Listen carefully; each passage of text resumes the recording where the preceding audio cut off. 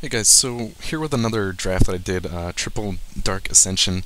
I apologize, I've considered recording the drafts as I do them, like a lot of players do, but I honestly, I'm not a great drafter. I've been having, a really good streak with Dark Ascension, but still, I really hate to waste someone's time watching a video and they see, oh, here's my draft. They can sit there and see, wrong picks I may have made, and then I lose game one.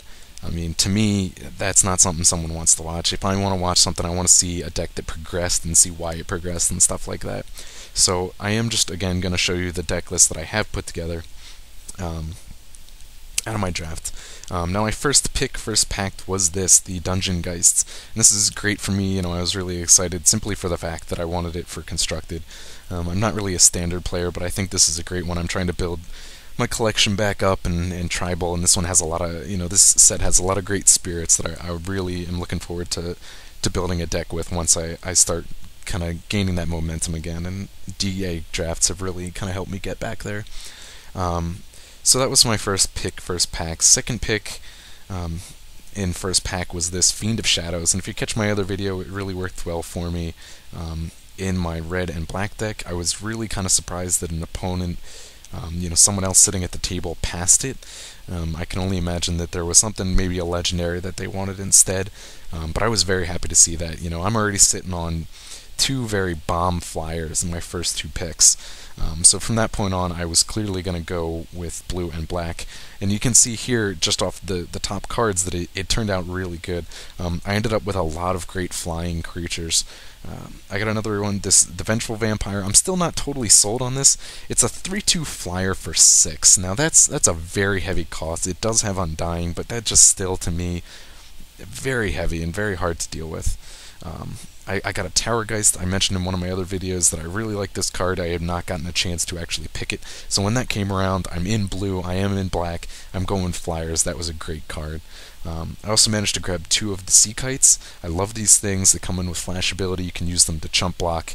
They're really great. Opponents know they're coming now. We've been playing DKA drafts for a while, but still a great card to have.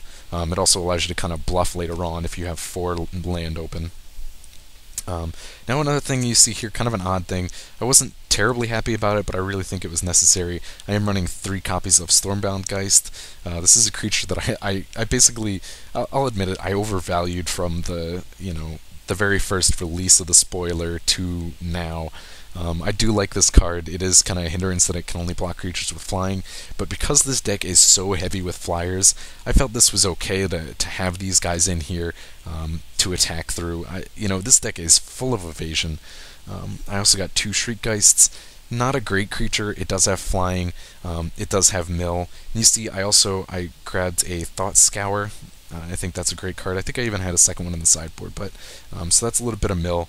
I actually did have one game, one of my drafts, and like I said, I've been doing pretty well with Dark Ascension drafting, but I did have one go not so well, where my opponent actually used 2 Shriek Geists to completely mill me out, and I was frankly embarrassed by that.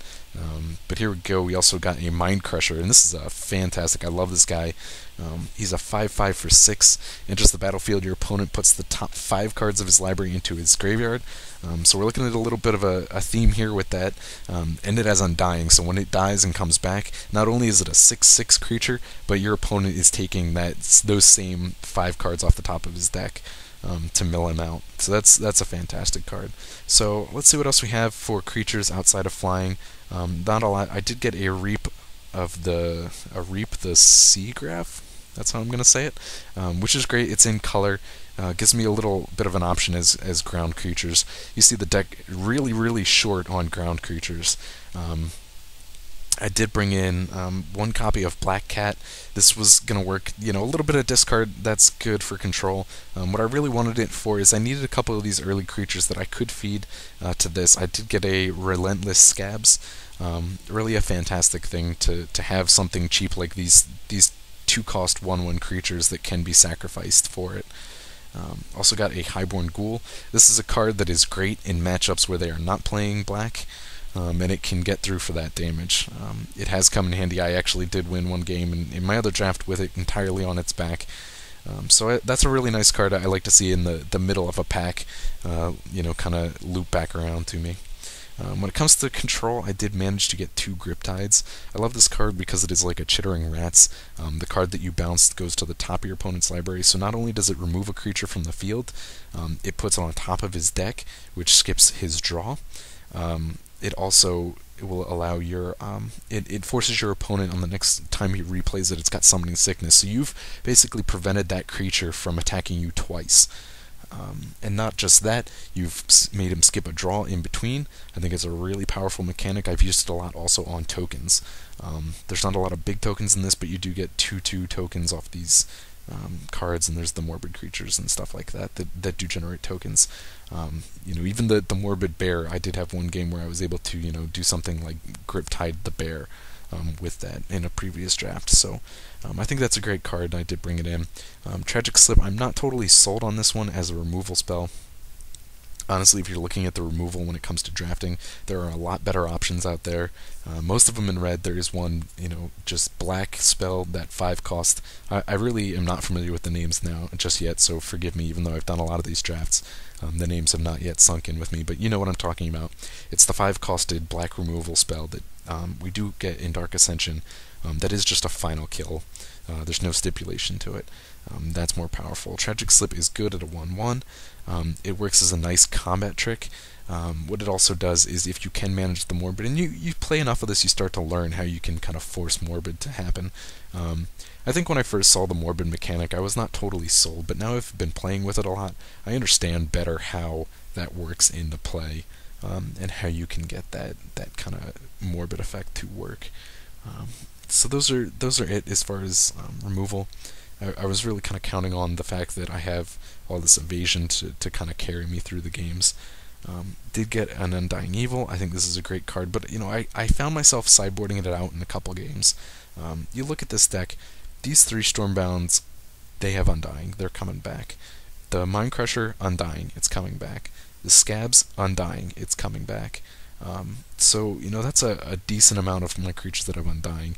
There are things, bombs like the Fiend and the Dungeon Geists, that if I can give those Undying, that's fantastic. But the Sea Kites even would be fantastic. But if I was looking for room to bring something in, I did actually side that out in a game or two, just to get that going.